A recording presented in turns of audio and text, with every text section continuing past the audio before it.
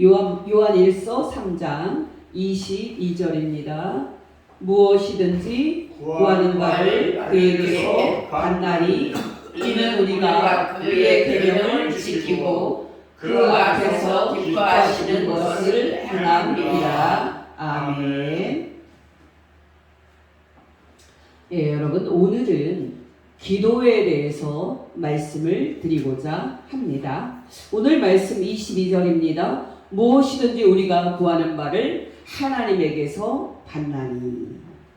여러분, 기억하시기 바랍니다. 우리가 하나님께 기도할 때마다 하나님께 응답받는 것은 놀라운 축복입니다. 정말 우리가 하나님께 간구할 때마다 하나님께 응답받는 것은 놀라운 축복입니다. 그렇다면 여러분, 중요한 것은 딱 하나입니다. 바로 우리가 하나님께 기도하는 것입니다. 어떠십니까, 여러분? 여러분은 기도하면서 살고 있습니까? 여러분은 날마다 살아갈 때 하나님께 간구하면서 살고 있습니까? 여러분이 알다시피 예수님께 신앙생활 잘못한다고 심하게 책망을 받았던 두 집단이 있었습니다. 바로 율법을 가르치는 율법 박사들과 바리새인들이었습니다. 근데 여러분, 예수님께서 바리새인들이 하던 믿음 생활 중에서 인정하셨던 것이 두 가지가 있었는데요. 그 중에 하나가 바로 기도였습니다. 마태복음 6장 5절 6절입니다. 또 너희는 기도할 때에 외식하는 자와 같이 하지 말라. 그들은 사람에게 보이려고 회당과 큰 거리 어귀에 서서 기도하기를 좋아하느니라. 내가 진실로 너희에게 이르노니 그들은 자기 상을 이미 받았느니라. 너는 기도할 때에 내 골방에 들어가 문을 닫고 은밀한 중에 계신 내 아버지께 기도하라. 은밀한 중에 보시는 내 아버지께서 갚으시리라. 여러분, 중요한 것은 무엇입니까? 예수님께서는 바리새인들이 기도하는 그 자체를 책망을 하신 것이 아니라 그들이 잘못된 방식으로 기도하는 것을 책망하셨다는 사실입니다. 이렇게 예수님은 기도하는 것을 중요하게 생각하고 실천한 바리새인들의 모습은 그대로 인정을 하셨습니다. 여러분, 기도 중에서 가장 귀한 기도가 금식 기도입니다. 여러분이 알다시피 바리새인들은 일주일에 2번이나 금식 기도를 할 정도로 기도에 힘썼던 사람들입니다. 누가복음 18장 10절에서 12절입니다. 두 사람이 기도하러 성전에 올라가니 바리새인은 서서 따로 기도하여 이르되 하나님이여, 나는 다른 사람들 곧 토색, 불의, 간음을 하는 자들과 같지 아니하고 이 세리와도 같지 아니함을 감사하나이다. 나는 일주일에 2번씩 금식하고. 여러분, 이 금식 기도와 관련해서도 예수님은 바리새인들이 금식 기도하는 그 자체는 인정을 하시면서 잘못된 방식으로 금식 기도하는 것을 바로 잡으셨습니다. 마태복음 6장 16절에서 18절입니다. 너희는 금식할 때에 외식하는 자들과 같이 슬픈 기색을 보이지 말라. 그들은 금식하는 것을 사람에게 보이려고 얼굴을 흉하게 하느니라. 내가 진실로 너희에게 이르노니 그들은 자기 상을 이미 받았느니라. 너는 금식할 때에 머리에 기름을 바르고 얼굴을 씻으라. 이는 금식하는 자로 사람에게 보이지 않고 오직 은밀한 중에 계신 내 아버지께 보이게 하려 함이라. 은밀한 중에 보시는 내 아버지께서 갚으시리라. 여러분, 중요한 것은 무엇입니까? 바로 우리가 하나님께 기도하는 것입니다. 바로 우리가 하나님께 금식하면서 간절히 기도하는 겁니다. 어떠십니까, 여러분? 여러분은 날마다 시간을 떼어내서 규칙적으로 하나님 아버지께 기도하고 있습니까? 너무 바쁜 나머지 날마다 정신없이 살고 있지는 않습니까? 여러분, 기억하시기 바랍니다. 우리가 기도하지 않고 하나님을 섬기는 것은 불가능합니다. 여러분, 초대교회 성도들의 특징이 무엇이었습니까? 바로 기도하는 것이었습니다. 예수님의 제자들은 감람산에서 예수님께서 하늘로 올라가시는 것을 본 다음에 예루살렘으로 돌아와서 기도 처소에 모여 기도하는데 우선순위를 두었습니다. 사도행전 1장 12절에서 15절입니다. 제자들이 감람원이라는 산으로부터 예루살렘에 돌아오니 이 산은 예루살렘에서 가까워 안식일에 가기 알맞은 길이라. 들어가 그들이 유하는 다락방으로 올라가니 베드로, 요한, 야고보, 안드레와 빌립, 도마와 바돌로메, 마테와 및 알페오의 아들 야고보, 세르신 시몬, 야고보의 아들 유다가 다 거기 있어 여자들과 예수의 어머니 마리아와 예수의 아우들과 더불어 마음을 같이하여 오로지 기도에 힘쓰더라. 모인 무리의 수가 약 120명이나 되더라. 여러분이 알다시피 오순절에 성령 충만을 받았던 예수님의 제자들로 인해서 복음이 강력하게 전파된 결과 하나님의 백성들의 수는 수천, 수만 명으로 급증을 합니다. 그러나 여러분, 그렇게 수가 불어나도 예수님의 제자들은 하나님께 기도하는 것을 중단 없이 계속하고 있었습니다. 사도행전 2장 41절 42절입니다. 베드로의 설교 말을 받은 사람들은 세례를 받음에 이날의 신도의 수가 3,000이나 더하더라. 그들이 사도의 가르침을 받아서 서로 교제하며 떡을 떼며 오로지 기도하기를 힘쓰니라. 여러분이 알다시피 사도행전 2장에서 남자만 3,000명이 예수님을 믿고, 또 사도행전 4장에 오면은 남자만 5,000명이나 예수님을 믿게 된 결과 예수님의 제자들이 일이 너무 많아서 정신을 못 차립니다. 여러분, 예수님의 제자들은 크게 4가지 일을 했습니다. 첫째는 전도하는 것이었고요. 또 둘째는 예수님을 믿은 사람들은 가르치는 것이었고요. 또 셋째는 교회 안에 들어온 사람들 중에서 가난한 사람들과 과부들에게 구제금을 나눠주는 것이었습니다. 그리고 넷째는 바로 기도하는 것이었습니다. 근데 여러분, 짧은 기간에 예수님을 믿는 성도들의 수가 수만 명으로 급증을 하자 12사도들의 삶이 중심을 잃고 흔들리는 일이 발생을 합니다. 이런 상황에서 예수님의 제자들은 날마다 해야 하는 구제받은 7 주사들에게 구제하는 그런 일들은 맡기고요. 자신들의 삶을 재조정을 하고 다시 중심을 잡습니다. 여러분, 그때 예수님의 제자들이 다른 것은 다 다른 사람들에게 떼어서 일을 맡기는 일이 있어도 삶의 중심으로 그대로 붙잡은 것이 무엇이었습니까? 바로 하나님의 말씀을 전하는 것과 그리고 하나님께 기도하는 것이었습니다. 사도행전 6장 1절에서 4절입니다. 그때의 제자가 더 많아졌는데 헬라파 유대인들이 자기의 과부들이 매일의 구제에 빠짐으로 히브리파 사람을 원망하니 12사도가 모든 제자를 불러 이르되 우리가 하나님의 말씀을 제쳐놓고 적대를 일삼는 것이 마땅하지 아니하니 형제들아 너희 가운데서 성령과 지혜가 충만하여 칭찬받는 사람 7을 택하라. 우리가 이 일을 그들에게 맡기고 우리는 오로지 기도하는 일과 말씀 사역에 힘쓰리라 하니. 여러분, 이렇게 사도들이 기도에 힘쓰기로 재조정을 한 결과 제자의 수가 더 심히 많아집니다. 사도행전 6장 7절입니다. 하나님의 말씀이 점점 왕성하여 예루살렘에 있는 제자의 수가 더 심히 많아지고 허다한 제사장의 무리도 이 도에 복종하니라.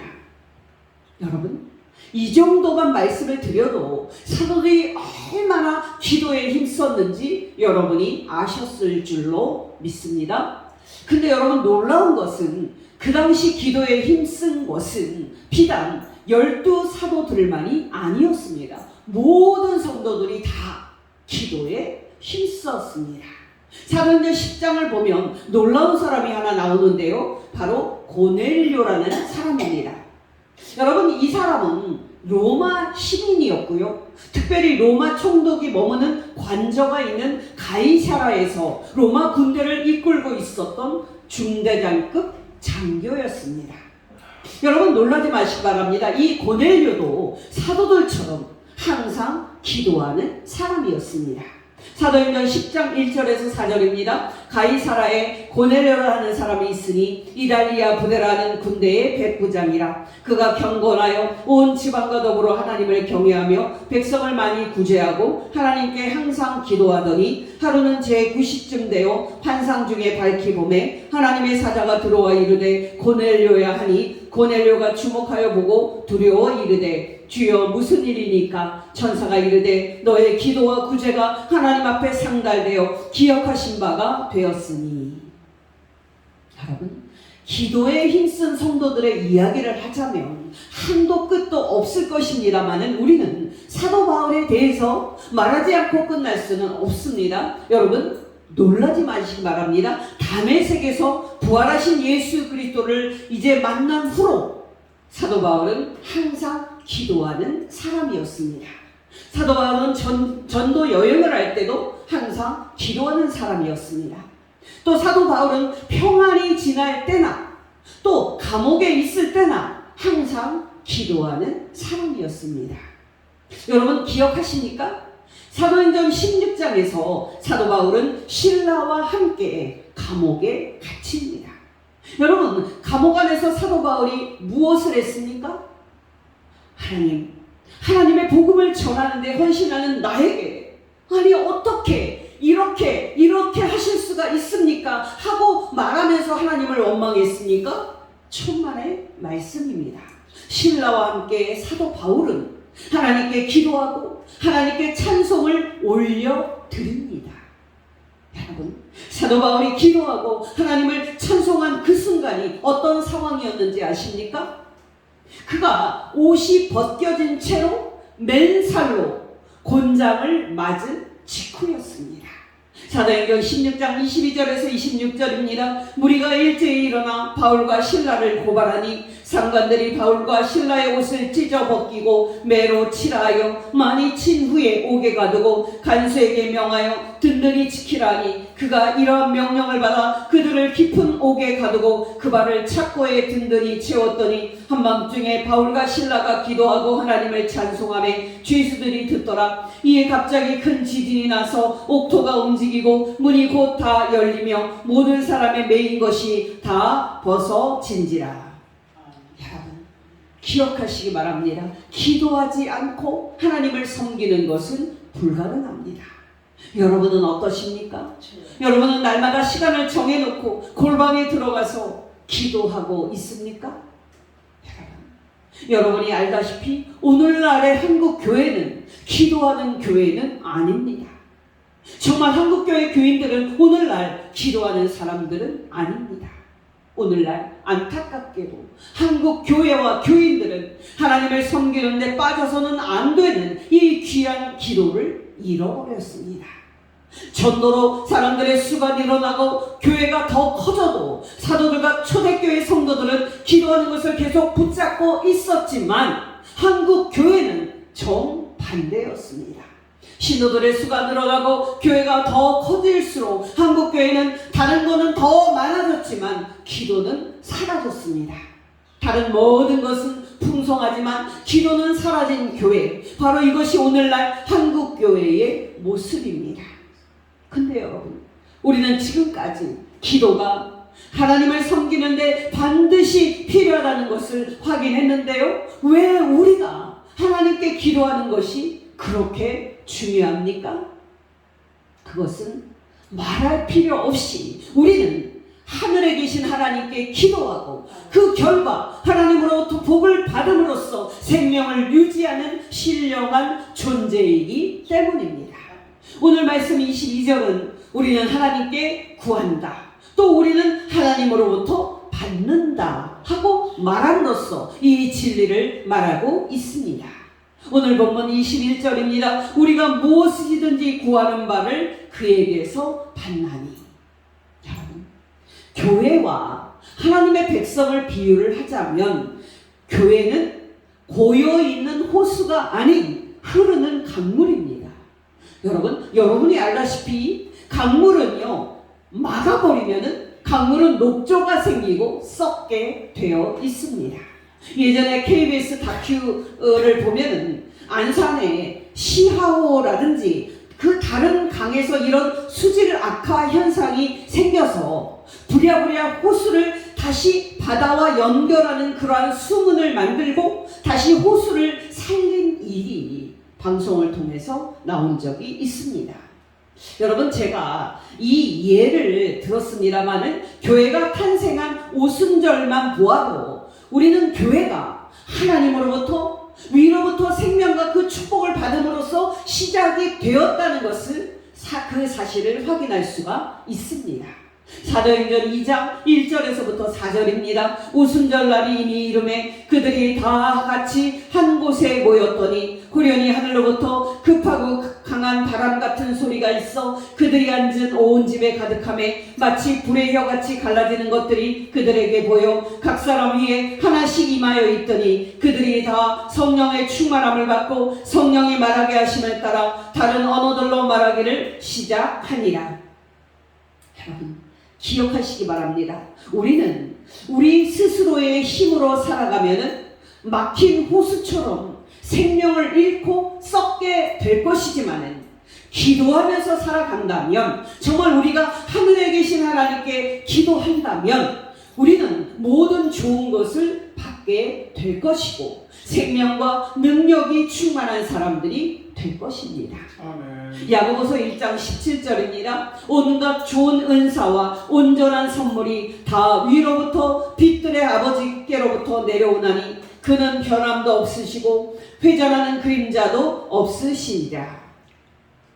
그렇다면 여러분, 누가 하나님께 기도할 수 있고 누가 하나님으로부터 축복을 받을 수 있습니까? 목회자와 같은 소위 성직을 받은 사람들입니까? 여러분, 놀라지 마시기 바랍니다. 바로 여러분들도 하나님께 직접 기도할 수 있고 하나님께 직접 응답을 받는 축복을 누릴 수 있습니다. 마태복음 7장 7절 8절입니다. 구하라 그리하면 너희에게 주실 것이요 찾으라 그리하면 찾아낼 것이요 문을 두드리라 그리하면 너희에게 열릴 것이니 구하는 이마다 받을 것이요 찾는 이는 찾아낼 것이요 두드리는 이에게는 열릴 것이니라. 우리는 모든 사람이 하나님께 직접 나아가서 기도할 수 있다는 사실이 갖고 있는 놀라운 사실을 잊을 때가 많은데요. 이 사실은 정말 엄청난 축복입니다. 여러분, 오늘날에도 여전히 제사를 유지하고 있는 종교들이 많습니다. 대표적인 것들이 힌두교이고요. 또 불교도 똑같이 제사 종교입니다. 오늘날에는 문제를 삼고 있지 않지만은 천주교도 제사 종교입니다. 여러분, 이런 제사 종교에서는 사람이 신에게 나아갈 때 직접 나아갈 수 없습니다. 신과 사람 사이를 중재하고 둘 사이를 연결시켜 줄 수 있는 제사장이 필요합니다. 신에게 내가 직접 제사를 지내고 직접 축복을 받겠다고 한다고 그게 가능한 것이 아닙니다. 그러나 여러분, 예수 그리스도를 믿는 기독교는 어떻습니까? 우리가 하나님께 올려드리는 이 예배가 제사입니까? 목사님, 저는 제사장이고 여러분은 저를 통해서 하나님께 나아갑니까? 천만의 말씀입니다. 여러분들 자신이 제사장들이고 여러분 자신이 어떤 인간의 중개가 없이 직접 하나님께 나아가서 기도할 수 있습니다. 왜냐하면 우리의 유일한 중보자이신 예수 그리스도께서 우리가 하나님께 직접 나아갈 수 있는 문을 열어주셨기 때문입니다. 히브리서 4장 14절에서 16절입니다. 그러므로 우리에게 큰 대제사장이 계시니 승천하시니 곧 하나님의 아들 예수시라. 우리가 믿는 도리를 굳게 잡을지어다. 우리에게 있는 대제사장은 우리의 연약함을 동정하지 못하실 이가 아니요 모든 일에 우리와 똑같이 시험을 받으신 이시기로되 죄는 없으시니라. 그러므로 우리는 긍휼하심을 받고 때를 따라 돕는 은혜를 얻기 위하여 은혜의 보좌 앞에 담대히 나아갈 것이니라. 히브리서 10장 19절에서 22절입니다. 그러므로 형제들아, 우리가 예수의 피를 힘입어 성소에 들어갈 담력을 얻었나니 그 길은 우리를 위하여 휘장 가운데로 열어놓으신 새로운 살 길이요 휘장은 곧 그의 육체니라. 또 하나님의 집 다스리는 큰 제사장이 계심에 우리가 마음의 뿌림을 받아 악한 양심으로부터 벗어나고 몸은 맑은 물로 씻음을 받았으니 참 마음과 온전한 믿음으로 하나님께 나아가자. 그렇다면 여러분, 이제 남은 것은 기도하는 것입니다. 문제는 여러분, 하나님께 기도하지 않고 사는 성도들이 너무나도 많다는 사실입니다. 여러분은 어떠십니까? 여러분은 정말 하나님께 날마다 기도하고 있습니까? 여러분은 정말 날마다 기도하고 하나님께서 내려주시는 온갖 축복을 받고 살고 있습니까? 여러분이 하나님의 이 축복을 받지 못하고 산다면은 바로 그 이유는 여러분이 기도하고 있지 않기 때문일 것입니다. 야고보서 4장 2절 하반절입니다. 너희가 얻지 못하면 구하지 아니하기 때문이요. 여러분께 진심으로 권면을 드립니다. 여러분은 날마다 시간을 떼어놓고 하나님께 기도함으로 축복을 받는 복된 성도 되시기를 예수의 이름으로 축원합니다. 아멘. 그러면 여러분, 우리는 이 시점에서 아주 중요한 문제를 다루어야만 합니다. 여러분, 우리가 하나님께 구한다고 다 주실까요? 이 질문에 대한 답은 다 주실 수도 있고 그렇지 않을 수도 있다는 것일 겁니다. 먼저 우리가 하나님께 구해도 받지 못하는 경우가 있습니다. 바로 우리가 욕심으로 구하는 것입니다. 야고보서 4장 3절입니다. 구하여도 받지 못하면 정욕으로 쓰려고 잘못 구하기 때문이라. 예를 들어서 여러분, 우리가 부자 되게 해달라고 기도를 한다고 해서 우리가 부자가 될까요? 불가능합니다. 왜냐하면 하나님께서는 우리가 욕심으로 구하는 것을 알고 계시기 때문입니다. 반면에 여러분, 오늘 말씀 22절은 놀랍게도 우리가 구하는 것은 무엇이든지 하나님께서 다 받는다고 말합니다. 22절입니다. 무엇이든지 구하는 바를 그에게서 받나니 이는 우리가 그의 계명을 지키고 그 앞에서 기뻐하시는 것을 행함이라. 여러분, 눈치채셨습니까? 우리는 하나님께 기도하는 것은 무엇이든지 다 받는 축복을 받을 수 있습니다. 근데 단 하나 조건이 있습니다. 그것이 무엇입니까? 바로 우리가 예수 그리스도를 믿고 하나님이 기뻐하시는 대로 사는 겁니다.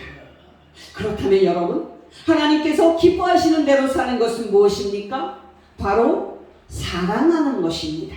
요한일서 3장 22절에서 24절입니다. 무엇이든지 구하는 바를 그에게서 받나니 이는 우리가 그의 계명을 지키고 그 앞에서 기뻐하시는 것을 행함이라. 그의 계명은 이것이니 곧 그 아들 예수 그리스도의 이름을 믿고 그가 우리에게 주신 계명대로 서로 사랑할 것이니라. 그의 계명을 지키는 자는 주 안에 거하고 주는 그의 안에 거하시나니 우리에게 주신 성령으로 말미암아 그가 우리 안에 거하시는 줄을 우리가 아느니라.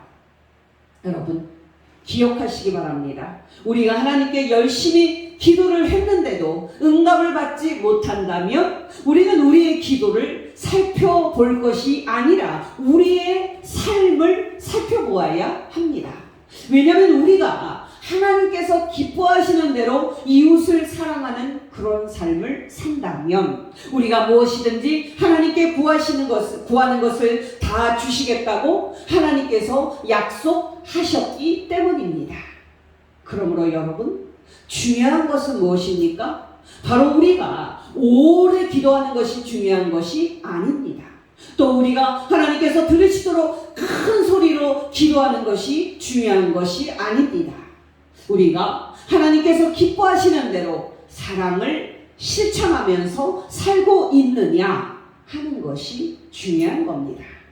바로 이것이 있을 때 우리가 무엇을 구하든지 하나님께서 다 주시는 겁니다. 여러분께 기도가 얼마나 능력이 있는지, 하나님께서 우리의 기도에 얼마나 신실하게 응답을 해 주시는지 두 가지 말씀을 드립니다. 여러분, 조지 밀러라는 분 아시죠? 들어보셨죠? 이분은 19세기 영국에서 활동을 했던 목사님이었는데요. 평생에 5만 번의 기도를 응답을 받은 것으로 유명한 분입니다. 여러분, 조지 밀러는 1834년 봄 브리스톨로 이주를 해서 본격적으로 고아원을 설립을 합니다. 근데 여러분, 고아원을 설립을 하는 데는 많은 돈이 필요했기 때문에 많은 사람들의 반대가 있었습니다. 조지 밀러 목사님, 고아원을 세우려면은 아이들을 먹이고 또 입히고 또 재우고 공부를 시키는 그런 많은 돈이 필요합니다. 어디서 그 많은 물질을 얻습니까? 하고 반대를 했습니다. 여러분, 헨리 클리라는 목사님은요, 심지어 이렇게 말하면서 반대를 했습니다. 조지 밀러 목사님, 기도하면 뭐든지 다 된다는 생각을 가지고 무리하게 기도를 하면 그것은 분명 하나님을 놀리는 일입니다. 여러분, 이런 많은 반대를 조지 밀러는 어떻게 뚫고 갔을까요? 그는 브리스톨에 고아원을 세우는 것이 하나님의 뜻이라고 확신을 했습니다. 조지 밀러는 고아원을 설립하는 것이 하나님의 뜻이라고 확신을 했기 때문에 고아원 설립 초기 비용 1,000파운드를 달라고 하나님 앞에 기도를 했습니다. 여러분, 성도들은 이내 조지 밀러의 생각에 동의를 하면서 고아원 설립 비용을 마련하기 위해서 바자회를 하든지 아니면 모금을 하든지 그렇게 하자고 제안을 했습니다. 여러분, 조지 밀러가 이 제안에 동의를 했을까요? 천만의 말씀입니다. 조지 밀러는 고아원 설립은 하나님의 뜻이니까 하나님께서 성도들의 마음을 움직여서 헌금을 하고 헌물을 하게 하실 거라고 확신을 하고 기도를 계속했습니다. 여러분, 드디어 기도 응답이 되기 시작했습니다. 10만 파운드를 헌금한 한 여성도님을 시작으로 해서 성도들은 기쁨으로 헌금을 했고 고아원을 설립할 수 있는 충분한 돈이 들어왔습니다. 여러분, 조지 밀러 목사님이 고아들을 얼마나 사랑했는지 아십니까? 그의 아내는, 그 조지 밀러의 목사님은 그 아내는 반대를 했지만 자신의 딸을 고아원에서 고아들과 함께 살게 했습니다. 왜냐하면 하나님 앞에서 내 아이, 네 아이 이렇게 구분하는 것은 말이 안 되고 또 그렇게 할 경우에 하나님의 일을 할 수 없다고 생각을 했기 때문입니다. 이렇게 하나님을 기쁘시게 하는 삶을 사는데 왜 하나님께서 조지 밀러에게 기도에 응답하지 않으시겠습니까? 여러분이 알고 계시는 아주 유명한 이야기입니다. 폭우가 쏟아지던 어느 날 아침 식사 시간에 보니까 빵이 하나도 남아있지 않았습니다. 조지 밀러는 400여 명의 고아들과 함께 식사 자리에 앉아서 수저와 포크만 올려놓고 기도하기 시작합니다. 여러분, 어떤 사람이 그 상황을 보았다면 조지 밀러 보고 미쳤다고 그렇게 했을 겁니다. 그러나 여러분, 조지 밀러는 미치지 않았습니다. 여러분, 그가 식사 기도를 마칠 때쯤에 한 대의 마차가 고아원 문을 두드렸습니다. 그 마차에는 막 구운 빵과 신선한 우유가 가득했습니다. 상황은 이렇습니다. 전날에 인근 공장에서 야유회를 가려고요, 빵과 우유를 주문을 했습니다. 근데 다음날 폭우가 쏟아지니까 야유회가 취소가 돼요. 그 야유회가 취소가 되니까 그 만든 빵과 우유를 고아원에다가 가지고 온 것입니다. 여러분, 조지 밀러는 65년 동안에 고아원을 운영을 했는데요, 원생들은 2,000여 명에 이를 정도로 많았지만은 날마다 하나님께서 기뻐하시는 삶을 살아감으로 인해서 수많은 기도 응답을 받는 그런 축복을 누렸습니다.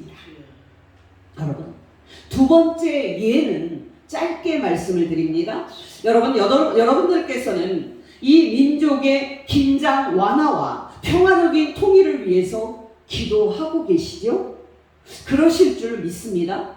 또 여러분들께서는 이 나라의 모든 사람들이 다 함께 사는 복지국가가 되기를 기도하고 계시죠? 그러실 줄 믿습니다. 앞으로도 계속 기도해 주시기를 부탁을 드립니다. 여러분, 독일은 여러분이 알다시피 1989년 11월 9일에 서독과 동독을 가르는 그 베를린 장벽이 무너지고 나서 마침내 1990년 10월 3일에 평화적으로 통일을 합니다.